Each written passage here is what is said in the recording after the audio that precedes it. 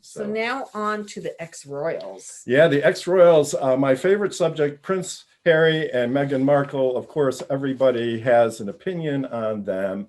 And so they're actually in a trademark dispute. I think they're getting off to a little bit of a rocky start when it comes to their branding. Their first trademark got axed by the Queen. I need a trademark attorney who helps with branding. When the Queen of England rejects your mark, you're in big trouble. So what was that mark again? I forget. What was it? What were they going to do? I think they were going to do Sussex something. Sussex Royal. Sussex Royal, yeah. Yeah, and I guess it wasn't just the Queen who complained. A lot of other people did too. And so they came up with another name, and that was Archewell. Archewell? I don't know if it's Archewell or Archewell. It has an E in the middle of it. And so they announced that they were going to brand their products with this name.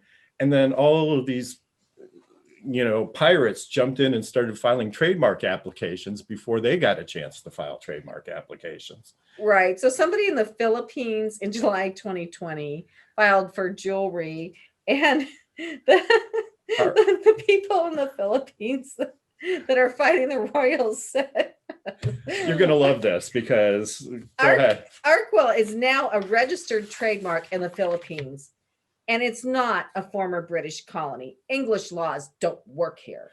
So I point my nose in the general direction of the royals, ex-royals, and so there. So the moral of the story is, well, I guess the moral of the story is don't go public with your brand before you have your trademark strategy done. And trademarks are all based on use. So whoever uses the mark first is the one who gets it. And that use actually has to be in commerce. You have to sell something using the mark. And in the case of the Philippines, they do have registrations there for Archewell. One of them is for deodorant. So I guess that cuts Harry and Meghan out of the deodorant market. And but if they were using Archewell for deodorant before, before the royals decided to announce their brand, then they're first. And so it's all based on use, and whoever did it first is the one that gets the rights.